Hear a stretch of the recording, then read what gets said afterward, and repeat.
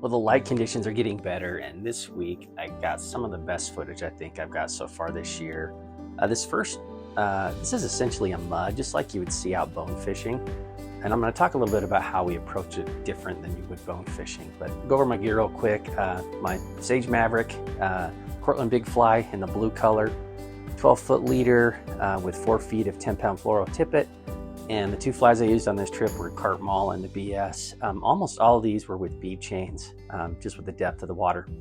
So sometimes when you're fishing for bonefish in a mud, you can strip through the mud and you can pick up the bonefish. Carp, you can do that too, but it doesn't work nearly as well because they're not, a bonefish will chase down a fly. Carp will chase them 12 inches, but really that's about it. So if you run into a mud like this, just position yourself near it and then watch for these fish. They'll come in and out of the mud and wait for your opportunities as they come out of it. That's going to be a much more effective way to approach a mud. And in this case, right, when they started coming out, just a simple drag and drop in front. There was really 3. All 3 of them had noticed the fly, and all 3 of them would have eaten it, but that one got to it first. So fishing muds is definitely different for carp. And yeah, don't fish through the mud. Get to the edge of it and then approach it that way.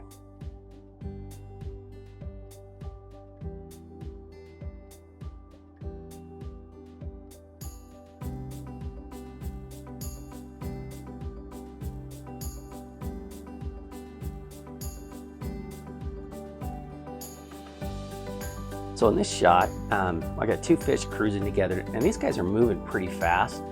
A lot of times when carp are moving this fast, they're not going to eat.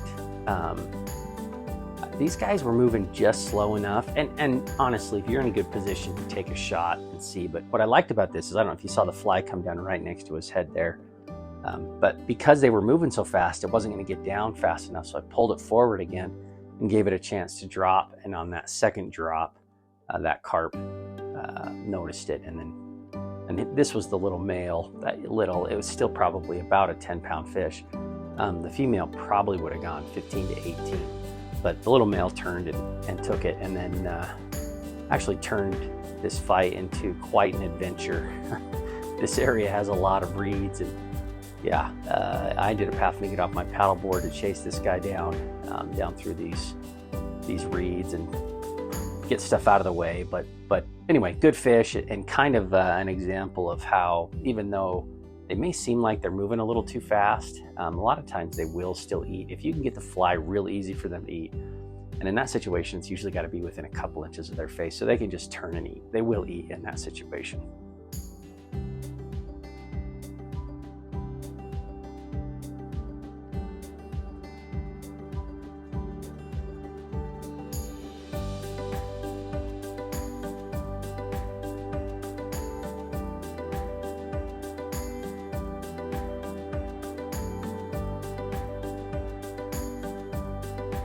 So this is kind of an interesting shot. I've got 4 fish barely moving, but I can tell they're eating. See the one there kind of angled down to the left, just ate. I can tell they're all eating, but they're barely moving. Light conditions were actually really bad right now. You can see how long my shadow is, and I'm looking back into the sun. That's not really a good position, but so I snuck in real close here, and then I had to drop it down in, and you'll watch right there, he eats it. I had to put it right in front of them. I don't think they would have moved very far. And that's a little bit of luck. I couldn't see, I could see that they were in there, but I couldn't see my fly. But yeah, pulled it over, dropped it in right in front of it. And then this is a pretty good fish, and took me on a big run. One of the better fights I've had in a little while. It was definitely, he screamed out 100 feet of line in a big hurry, a lot like a bonefish would. So just a fantastic fight, fantastic fish.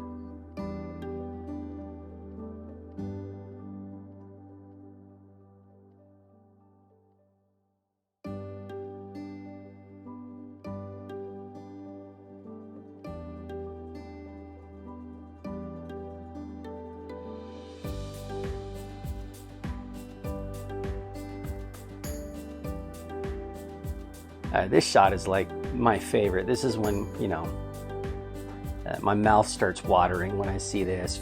fish head down, tail up, just eating like crazy on the bottom. When they get like this, if you can get the fly within a foot of them, they will almost eat it every time. Yeah, so spotted it, first cast over, he comes over and eats it. I said it just perfect. You love these tailors. So not the biggest fish of the day, but the whole setup, first cast, you know, spotting it on the paddleboard, getting the paddleboard stopped, making a shot. It's just a lot of fun.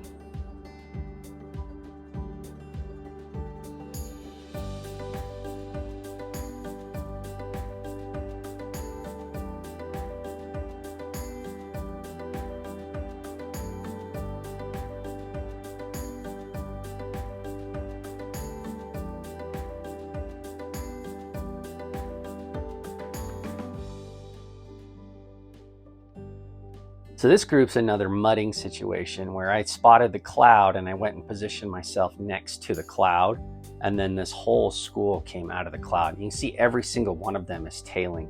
Now, a lot of times with that many fish in a group, while every single one of them is a very good target, there's so many eyeballs that a lot of times, and so many lateral lines, that it's hard not to spook the group in that situation. But cast a little bit to the right, little drag and drop, pulled it over in front of them, dropped it in.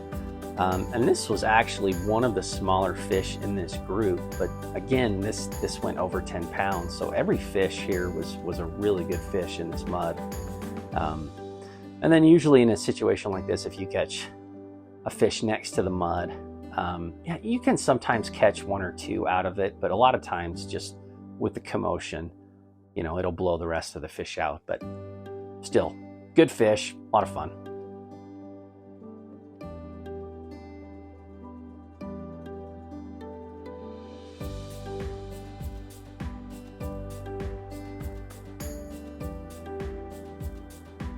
For this shot, again, I'd spotted another mudding area, and I was getting in position to work the edge of the mud. And actually, before I got there, a whole bunch of the fish kind of came out and did kind of a big circle back in towards the mud. And it was actually the very last one in the group here that I was able to get a good shot at, do a drag and drop on, and then he came over and ate it. But look, just a ton of fish in that mud. Yeah, just a plethora of targets. But yeah, the last one gave me a good shot. The rest kind of, like I said, they did a circle and went back into the mud. But one of them did stay out far enough and did a wide enough circle that I was able to get a shot at it.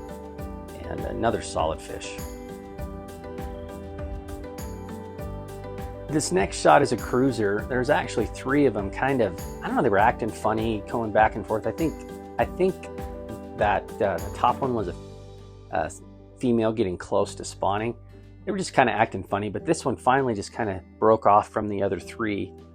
Came into a good range for me. First cast, drag and drop. Again, right, split your leader in half, cast halfway past the fish, pull it over, drop it in. That one I probably put a little bit too close to the front of his face. Wasn't real obvious when he ate it, but it was a good cast, and yeah, we connected.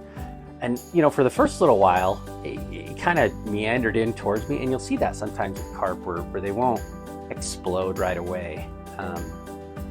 And even sometimes you'll get in a lazy carp that doesn't fight that hard, but that's pretty rare. But this one came in fairly close, didn't fight hard, and then, you know, gave me a 60, 70 foot run. So this last shot's really cool. And this is a hard, so I have a whole group in here, and this water's fairly deep in here. It's probably 6 or 7 feet deep. And they swim through this spot at different areas in the water column. And the key to catching them in a spot like this is your fly has to intercept them as they're going by. You know, it's hard. It's really hard because if you're not within an inch, a couple inches up, a couple inches down for the carp as it comes through, so you really have to time that as it comes through. But this spot, I actually caught a 22 pounder earlier. I don't have the film of it, but it's just kind of a cool area. It's really hard. And there's 3 channels that converge right here, and so carp come through it. So sometimes I will set up on that spot, wait for them to come through, and yeah, if it works out, it's awesome. But it is one of the harder ways to catch carp. Well, that's it for this week. Some great fish, some awesome footage. Appreciate you guys watching, and get some more cool content coming out soon. Thanks, guys.